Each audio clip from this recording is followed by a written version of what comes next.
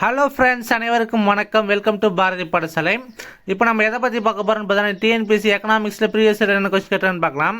எந்த டாபிக்னு பார்த்தீங்கன்னா, இந்திய பொருளாதாரம் பற்றி அறிஞர்களின் கருத்துக்கள் மற்றும் இந்திய பொருளாதாரத்தின் இயல்புகள் டாப்பிக்கில் ப்ரீவியஸ் இயர் என்ன கொஸ்டின் கேட்டால் மற்ற பார்க்கலாம். வாங்க வீடியோக்குள்ளே பார்க்கலாம். ஃபர்ஸ்ட் கொஸ்டின் என்ன பார்த்தீங்கன்னா, இந்து வளர்ச்சி விதம் என்று பெயரிட்டவர் யார்? ராஜ் கிருஷ்ணா. மக்களாட்சி அடைவதை நம்முன் உள்ள பிரச்சனையாகும். அரசியலமைப்பில் அதை பெற்றுவிட்டோம். நாம் அதை பொருளாதார ரீதியாக முறியடைய செய்ய வேண்டும் என்று உரைத்தவர் ஜவஹர்லால் நேரு. அமெரிக்காவின் புகைப்பட்ட நிலச்சீர்திருத்த நிபுணர் திரு லேன்கின்சி இந்தியாவின் நிலச்சீர்திருத்தம் பற்றி முழுமையாக ஆராய்ந்த பின்னர் தமிழ்நாட்டில் பின்னொரு மாவட்டம் மிக மோசமான நிலக்குத்தகையை பெற்றுள்ளது என்று கூறியவர் தஞ்சாவூர். பொருளாதார நலன்களை உண்மையில் அளவிடும்போது இவ்வாறு அழைக்கப்படுகின்றது: நிகர பொருளாதார நலன்.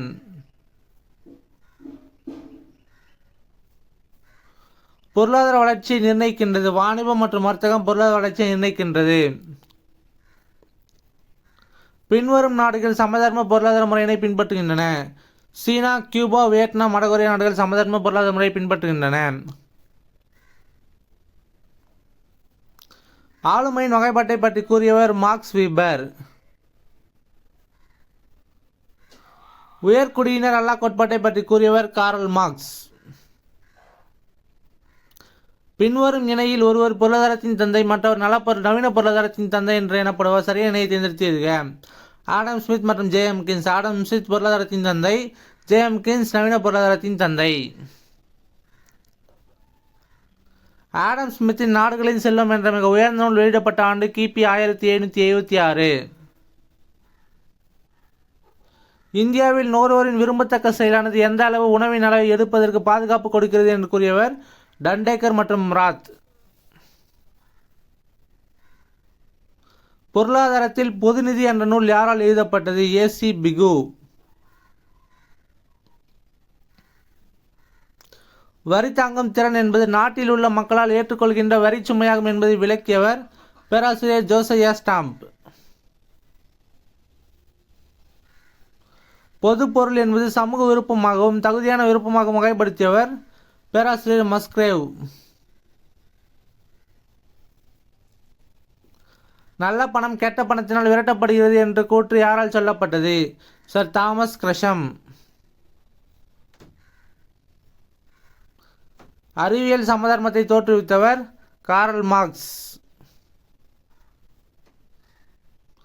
2014ஆம் ஆண்டு பொருளாதாரத்திற்கான நோபல் பரிசை பெற்றவர் ஜின் த்ரோல்.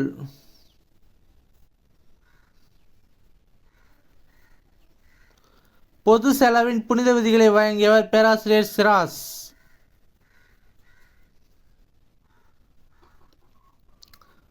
கீழ்காணும் கூட்டுகளில் சரியான கூட்டினை கண்டுபிடி. ஹென்றி டேவிட் தொகு 1854 வால்டன் என்கிற பாதுகாப்பு மற்றும் சுயல் என்ற சார்ந்த நூலினை எழுதினார். இதுதான் சரியான கூற்று. பின்வரும் ஜோடிகளை கவனிக்க. ஆடம் ஸ்மித் சரிசம விதி, இது சரியானது. ரிகார்டோ சிக்கன விதி, இது தவறானது. ஜேஸ்மில் வேலைவாய்ப்பு, இதுவும் தவறானது. ஆன்சர் இஸ் 1 மட்டும் சரியானது.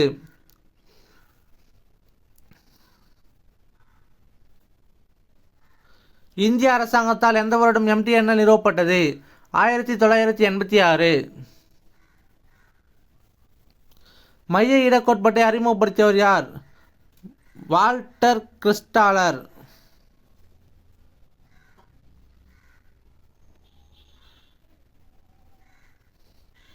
அரசின் செலவுகள் அதிகரித்துக் கொண்டிருக்கிறது என்ற விதியை வழங்கியவர் அடால்ப் வாக்னர். அரசின் செலவுகள் அதிகரித்துக் கொண்டிருக்கிறது என்ற விதியை வழங்கியவர் அடால்ப் வாக்னர். பின்வருவனவற்றில் இந்திய பொருளாதாரத்தின் அடிப்படை இயல்புகளில் ஒன்று எது? வருமானம் மற்றும் செல்வ பகிர்வில் சமநிலையின்மை. ரஷ்யாவிலும் சீனாவிலும் சமதர்ம அரசு உருவாக டேஷின் அறிவுரைகளே காரணமாகும். Karl Marx.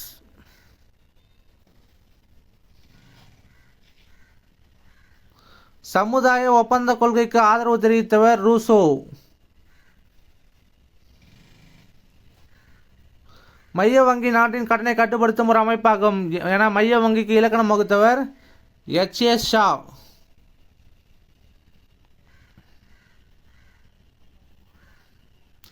இந்திய பொருளாதாரத்தின் வளர்ச்சியில் தாக்கத்தினை ஏற்படுத்தும் காரணிகள் பொருளாதாரம் மற்றும் பொருளாதாரம் சாரா காரணிகளும்.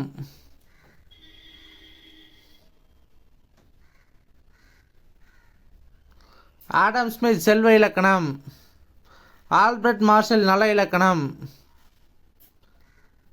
ஜேஆர் இக்ஸ் மற்றும் ஆர்ஜிடி ஆலன் சமநோக்கு வளைகோடு. ஜேஆர் இக்ஸ் மற்றும் ஆர்ஜிடி ஆலன் சமநோக்கு வளைகோடு. ஆர்எச் சாம்பரின் முற்றுரிமை போட்டி.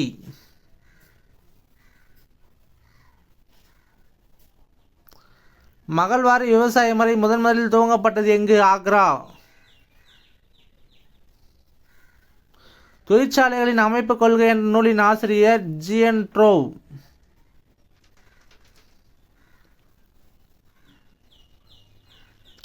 தூண்டப்பட்ட திடீர் மாற்றத்தை முதலில் ஏற்படுத்தியவர் எச்.ஜே. முல்லர். மகள்வாரி முறையை அறிமுகப்படுத்தியவர் வில்லியம் பென்னிங் பிரபு. இயற்கையின் இலவச கொடை என்பது யாது? நிலம்.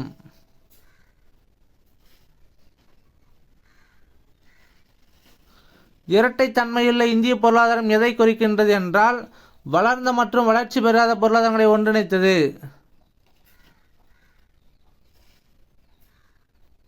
பொருளியல் விதியை எளிய துல்லியமான புவியீர்ப்பு விசை விதிகளோடு ஒப்பிடுவதை விட கடல் அலைகளின் விதிகளோடு ஒப்பிட்டவர் என்று கூறியவர் மார்ஷல்.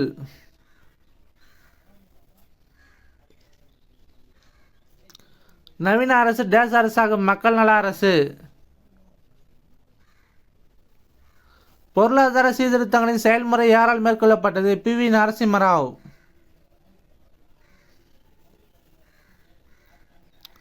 மூலதன ஆக்கத்திற்கு ஆதாரமாக விளங்குவது சேமிப்பு.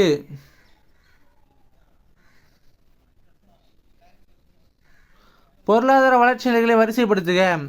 பழமையான சமுதாய அமைப்பு முறை ஃபர்ஸ்ட், இது மாறும் நிலையில் உள்ள சமுதாயம் ரெண்டாவது, இது பொருளாதார மேலே நிலை மூணாவது, பொருளாதார முதிர்ச்சிக்கான செயலூக்கம் நாலாவது, பொதுமக்களின் பேரளவு நுகர்ச்சி காலம் அஞ்சாவது. இது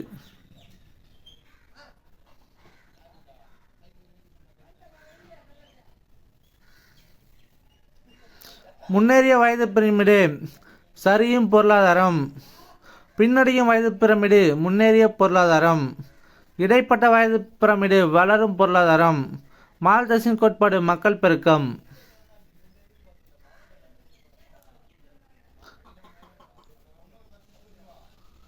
அடிப்படை பண்டங்கள் சிமெண்ட், மூலதன பண்டங்கள் இயந்திரங்கள், நுகர்வு பண்டங்கள் மகிழுந்து, இடைநிலை பண்டங்கள் பிளைவுட்.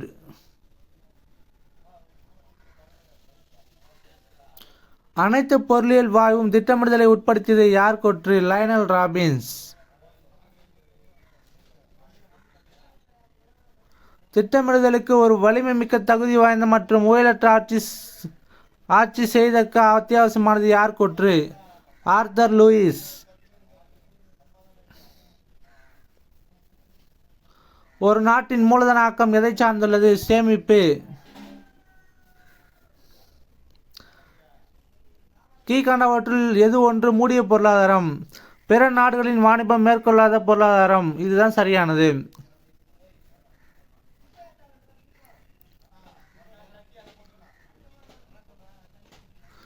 பொருளியலில் ஒரு பக்கம் செல்வத்தை பற்றியும் மறுபக்கம் மிக முக்கியமான அழிப்பை பற்றியும் ஆராய்கிறது என்று கூறியவர் ஆல்பர்ட் மார்ஷல்.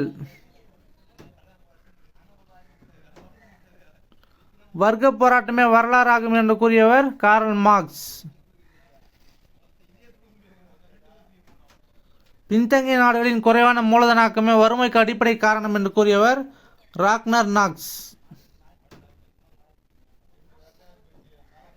இறக்குமதியின் மதிப்பை காட்டிலும் ஏற்றுமதியின் மதிப்பு கூடுதலாக இருக்கும்போது உள்ள வணிக நிலை சாதகமான வணிக நிலை.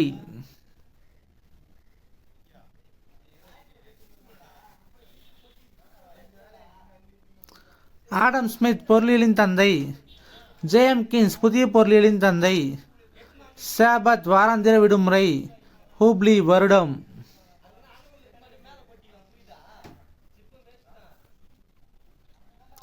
அரசாங்கத்தின் இறுதி நுகர்வு பின்வருவனவற்றை இறுதி நுகர்வு செலவு பின்வருவனவற்றை உள்ளடக்கியது. வருவாய் செலவினங்கள் மற்றும் நிலையான மூலதன நுகர்வு இது ரெண்டும் சரியானது. பொருள்கள் மற்றும் சேவைகளின் மொத்த கொள்முதல் இது தவறானது. மாறும் மூலதன நுகர்வு இது தவறானது. ஆன்சர் இஸ் ஆப்ஷன் பி 1 மற்றும் 3 மட்டும் சரியானது.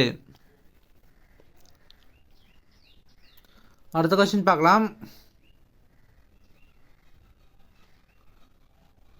சத்யா நாதெல்லா மேகத்தொகுப்பு, சித்தார்த் முகர்ஜி மருத்துவம், கீதா கோபிநாத் பொருளாதாரம், எஸ்கே சிவகுமார் தொலையுணர்வு.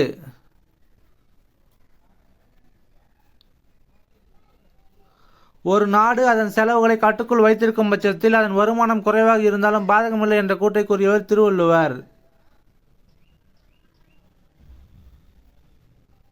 நிலக்குத்தகை சீர்திருத்த சட்டத்தின் குறிக்கோள் இடைத்தரகர்களை நீக்குவது.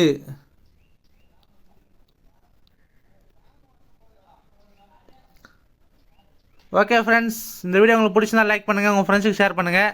இந்த வீடியோவில் ஏதாச்சும் டவுட் இருந்தால் கமெண்ட் செக்ஷன் பண்ணுங்கள். இது போன்ற பல வீடியோக்கள் உங்களுக்கு இன்னும் பாரதிய பாடசாலை சப்ஸ்கிரைப் பண்ணுங்கள்.